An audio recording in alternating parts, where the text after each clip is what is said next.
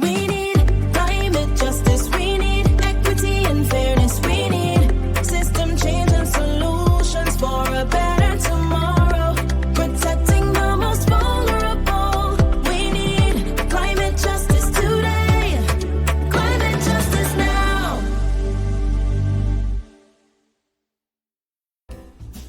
Welcome to Walasaha. My name is Dominique Morales. It's the curious home for good troublemakers, world changers, and the dream chasers. And for 2023, we're embarking on a special series with the Caribbean Youth Environment Network called INBETWEENITY, the Green Pod, made possible through the generous partnership with the Clara Lionel Foundation. In this episode, we'll be talking about probably the most popular COP, Conference of Parties of the UNFCCC, seeking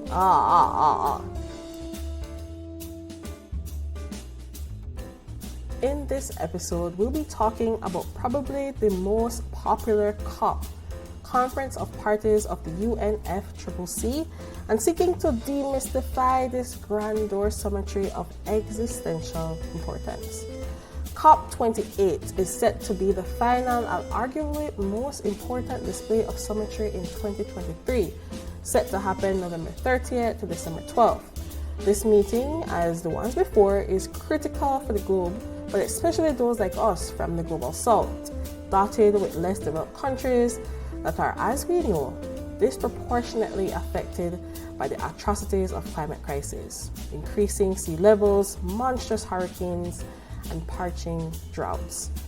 The president-designate of COP28, Dr. Sultan bin Ahmed Al Jaber, stated at the Petersburg Climate Dialogue that, quote, "We want COP28 UAE to be remembered for uniting everyone in action." For the Caribbean, one of the most prominent voices and proponents of climate action has been Prime Minister Mia Mottley. The pandemic has taught us that national solutions to global problems do not work. We come to Glasgow with global ambition to save our people and to save our planet, but we now find three gaps. On mitigation, climate pledges or NDCs. Without more, we will leave the world on a pathway to 2.7 degrees, and with more, we are still likely to get to 2 degrees. These commitments, made by some, are based on technologies yet to be developed, and this is at best reckless and at worst dangerous. On finance, we are $20 billion short of the $100 billion, and this commitment, even then, might only be met in 2023. On adaptation finance remains only at 25%, not the 50-50 split that was promised nor needed given the warming that is already taking place on this earth. Climate finance to frontline small island developing states declined by 25% in 2019. Failure to provide the critical finance and that of loss and damage is measured, my friends, in lives and livelihoods in our communities. This is immoral and it is unjust. I wanted the 411 on what really happens at these huge meetings, which at this go is being hosted by the United Arab Emirates. To help us demystify what happens in this big meeting, we spoke to Sumit Betancourt, who is the MRP officer, the Forestry Ministry. Welcome to INBETWEENITY. We are joined here by Mr. Sumit Betancourt, who is the MRV officer at the Ministry, the Forestry Ministry. And he's here to talk about his experience, what he knows about COP, to help us try to unravel what happens at this big meeting that costs the UN and all our countries a whole lot of money each year. So welcome, Sumit. Thank you, Dominique. It's a pleasure to be here with you. I appreciate the invite. And yeah, I think there's a lot of mystique around the COP. I think before attending, I had similar opinion. And I mean, even when you're in the process, there's still quite a lot to process within that process, right? So as you dive a bit more into it, you learn a bit more. But I'm happy to speak about a bit of the exposure that I've had so far. So again, I'm happy to be here talking to you a bit. Of course, of course. Thank you very much for taking the time out to join us.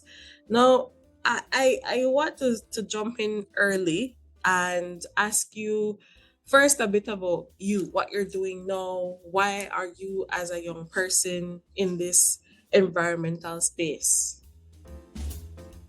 Yeah, that's a good question to start off with. I mean, I think coming from a country like Belize, a very high forested nation, historically, we've been into a lot of conservation, protection of our environment. And I was born and raised in San Ignacio town, so the western part of the country. I've always been exposed to nature. I mean, I think that was a part of what we do a lot growing up, just enjoying rivers. My dad had a farm, so fortunately I was able to really immerse myself into this field from an early age. So that's where I really developed my interest. Fast forward to my academic exposure. So I attended the University of Belize. I did an associate's degree in biology and a bachelor's degree in natural resource management. I jumped into the climate space professionally in 2018 as part of the Red Plus Readiness Project, which was coordinated by the National Climate Change Office, the government of Belize. And from there is really where everything took off for me as it relates to really getting into the UNFCCC, their processes. As you know, Red Plus is actually Article 5 of the Paris Agreement. So I started to immerse myself a bit more into that. I really started out with a lot of research focused on the permanent sample plot network of Belize, because Red Plus is a forest-based initiative. Right. And so it involved quite a lot of research, and that's where I started off as a technician for the project.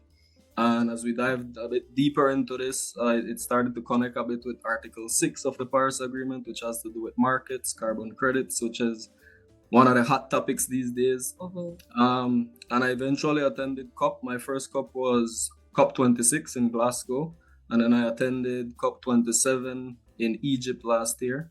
And I actually had my first exposure to the June sessions this year.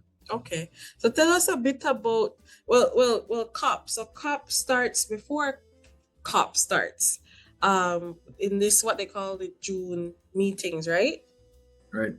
So the June, what happens in the June meetings, and why are those meetings important to inform what then happens at what is now going to be COP28 at the United Arab Emirates? Right.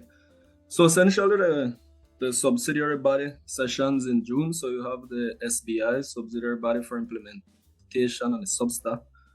So there are a few agenda items under each of these. So delegates or negotiators from all parties who are signatories to the UNFCCC, the Paris Agreement. It's a party-driven process, and so representatives from each country, including Belize, attend the June sessions to really start to make some progress or start discussions prior to the COP. In this year, COP28.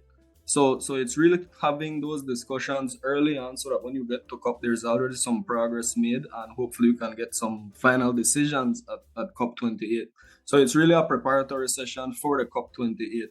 So official decisions are then taken or decided at COP28. So that's really the primary focus for the SBs. It's like a pre-session to that main session. Right, which makes sense because you don't want to go in just building what your ask are going to be. You want to have a foundation and really relationships with other parties and all stakeholders to have a proper discussion and make full use of the actual COP. Definitely. So you've been at 2 COPs. You mentioned earlier you've been to Glasgow and you were in Egypt. Walk us through how COP works. Like, I know I looked at the website for this year's COP, and there's a whole lot going on. How do young people, particularly young professionals like yourself, or just young people who have been invited, because I know there's a mechanism to have young people at the negotiating table now, walk us through, how that works. What does that look like? How do you go through that jungle of of COP? Right. So, I mean, first and foremost, from a country perspective, again, as signatories to the UNFCCC, the Climate Change Convention, Paris Agreement, all the decisions that have been taken as part of these agreements are party driven, and so Belize has been a signatory for the UNFCCC, Believe since its inception. We're signatories to the Paris Agreement, which was in 2016, and so we are annually we're invited to these negotiating sessions. Belize has been attending for many years now. But me personally, like I mentioned, through the Red Plus Readiness Project, it really established that there was quite the opportunity for Belize as it relates to Red Plus results-based payments, which is, again, this is a mechanism under the Paris Agreement, Right. focused on developing countries, high forest, low deforestation countries, which I mean, Belize is by definition exactly that. And so that's how I really got into this space. And nationally, there was the decision to really start to expand Belize's representation at the COPs, which is critical. I mean, as one of my mentors in the space, another senior negotiator says, if you're not at the table, then you get the crumbs, right? So you can't really say much if you're not there trying to give that input.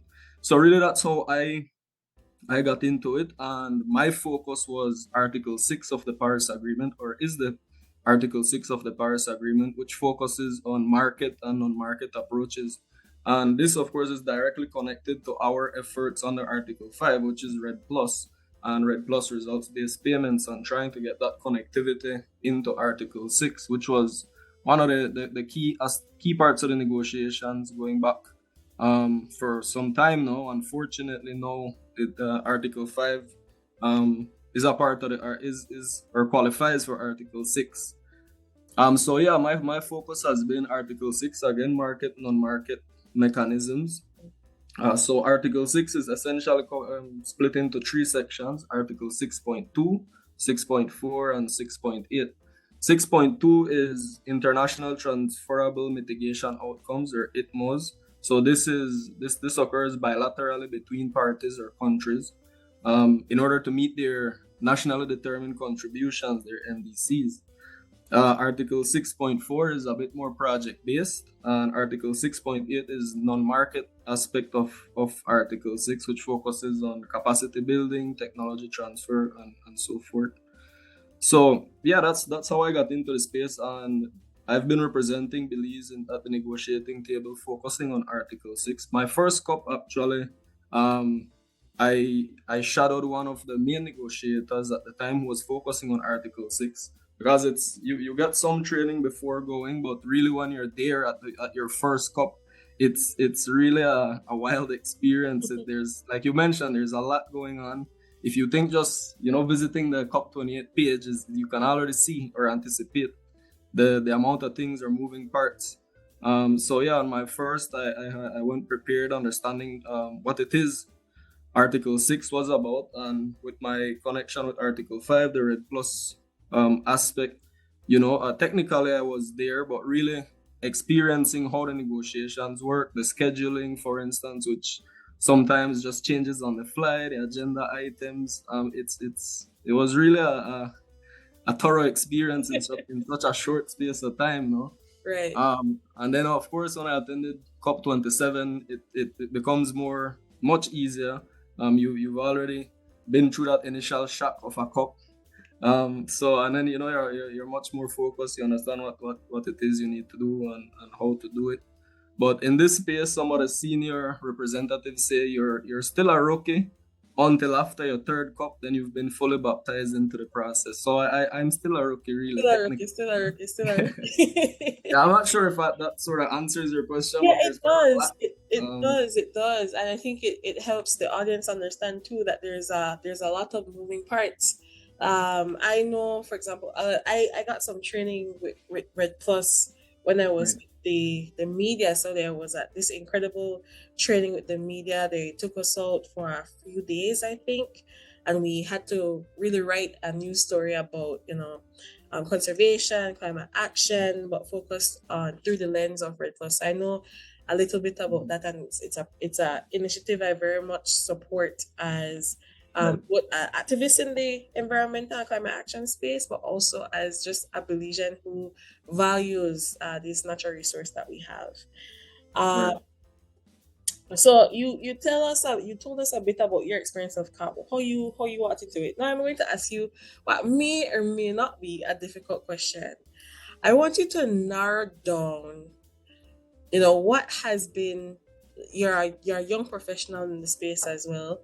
Um, over the last 28 COPs, and as a Mhm. person who comes from a small island developing state as well, what do you think has been one of the most important wins that we have had, and achievements out of COP, something that is tangible, something that we can say, yes, without the COP, we wouldn't have gotten this. What are some of those things, if any, that you can identify? Well, I mean, again, climate change is not something that is specific to any one country or any one region. It's really something global. So I think in itself, again, the Paris Agreement in itself was really one of those milestones in the century. I mean, I think, one of the few moments where we all agree as parties to, what, this is the issue, this is what we need to do. So really, firstly, identifying that we needed to come together and really address that again is one of the big achievements, especially for small island states like Belize, because it recognizes that we are some of the most impacted nations as it relates to climate change impacts, right? I mean, and some of and with so minimal contribution to this phenomena in general. Mhm. So I mean that's one of the big achievements, but again, it's a two-sided coin because although it's one of those big achievements, and there's been quite a lot of commitments, especially financially, in terms of supporting initiatives by small island states, which haven't materialized.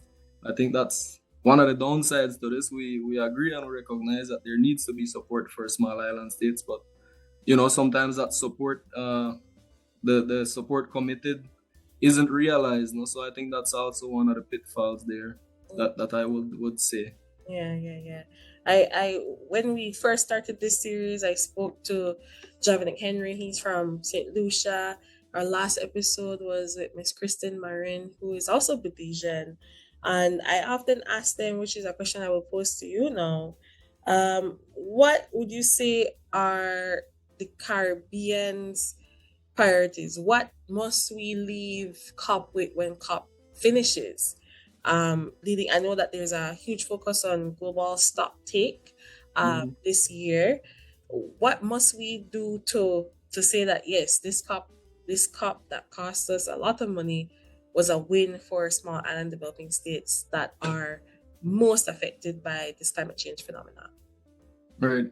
So I mean, every year, really, the small island states again, we negotiate as blocks. You have the Alliance of Small Island States.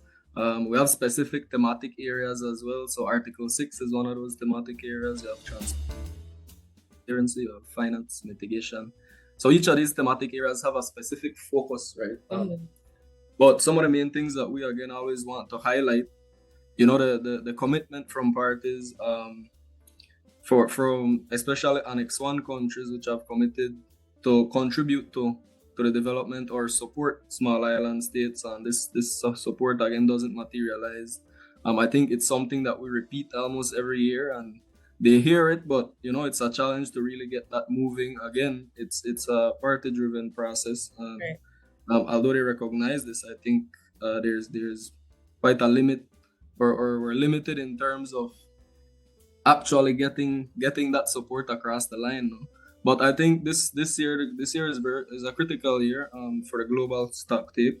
We're going to see, since our commitment in Paris and some of our initial NDCs, where we are globally. And I think some of the initial reports that have been released already tell us that we're nowhere near where we're supposed to be. And we need to recognize that, but not only recognize it, I mean, I think we have to act on it. When Right. I say we, I mean some of the biggest emitters in the world. No, so we're at COP28, and I think it's really high time we stop making some of these incremental achievements. I think we have the science-based evidence. We know what we need to do, and it's really just a decade of action now. And I think that's what's lacking. That's one of the areas that we want to put pressure on. And I think as Small Island States, we've been putting pressure on in terms of action, adequate action, and just living up to the commitments that a lot of parties have made in this process.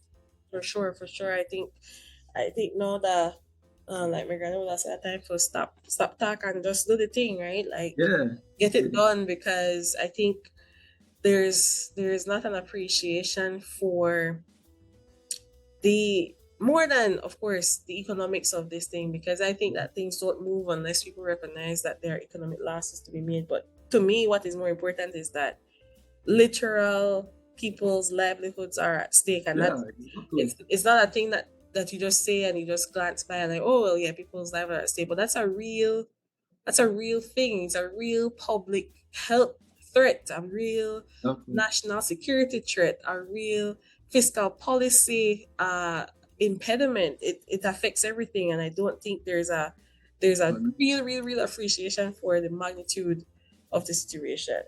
Yeah, agreed. I mean, I think sometimes there's a disconnect Mm-hmm. from when at the within in the negotiating space and what actually is happening on the ground. I mean, take Belize for instance. I mean, we hear it quite a lot. We see it, especially like our fisher folk who live on the coast. I mean, a lot of people are just, you ask someone, my priority is three things: breakfast, lunch, and dinner. Mm-hmm. That's it, and climate change has threatened that completely for me, in all aspects. I mean, from me bringing in an income for myself, my family, to feed my family, send my kids to school. So it's like it's a trickle down effect, it's snowballs, and I think um that's where we need to bring that connection back to what really matters, and it's really the people suffering at the hands of the impacts of climate change. So you're right. Yeah, everyday people. Now, Sumit, we are barreling to the end of our meeting here, our little summit of minds. And I wanted to ask you one final thing. I always reiterate throughout this conversation that you are a young professional, and so I want you to leave our young listeners with a word of, I don't know, inspiration, advice, call to action as to why this sort of work will be important for generations to come. Right. I mean, I think first and foremost, getting young people more into the space, and I think more and more it's happening, fortunately, um, is critical. When we talk about some of the commitments under the Paris Agreement, with the main objective being limiting temperature rise to 1.5 degrees, to less than 2 degrees, and trying to aim for 1.5 degrees. We're talking about the end of the century. We're not talking about in 10 years and 20 years. We talk by decades and centuries. So I mean, it's important for young people to be in this space. There's, coming from a country like Belize, there's quite a lot of opportunities in terms of focusing in activities that are ongoing in conservation and climate efforts. So for me, I would say, like, just try and get involved in any way you can. I mean, sometimes, there might not be a financial incentive at the end of that, but trust me, it pays off. It builds your professional expertise, and Belize, as we continue to grow in this space, there's a need for that. There's a need for the hungry youth, honestly, to be in this, and I think we've become a lot more vocal over the years, and we continue to be vocal, which is important. So just really start just exposing yourself into any opportunity that you can. In this space, you might find it's a very, very big space. You might find an area that you fall in love with. I mean, I think coming from a conservation background, the interest is there, but you might just get into a specific niche that you enjoy quite a lot. So exposure and just putting yourself out there, and trying to get some experience in that regard is always critical. I mean, I've been in this space for going a bit over 5 years now, and I still continue to grow. I still continue to learn a lot of new things every day, especially as it relates to the new UNFCCC process. And so yeah, just try and aim for growth and try and take an opportunity to go out and volunteer if you can. That always plays a critical role in personal and professional development. Really. For sure. Well, after all of that, there's nothing left to be said. So, thank you very much for joining us here on INBETWEENITY. We look for stay in contact, man. I feel like definitely that's super important for us in these small spaces to magnify and amplify the effect of our work. So thank you for joining. Yeah, I mean, definitely, and I think you, someone with your journalism experience or background, is important to really make these type of connections. I mean, I'm not necessarily one of the most or I'm a bit shy at times, to do these types of things. But I think it's important for people, with your expertise, your experience, your network, to really try and reach out to some of the youth and even senior people who are in this space and try to bring this type of message across. Share our experiences with listeners.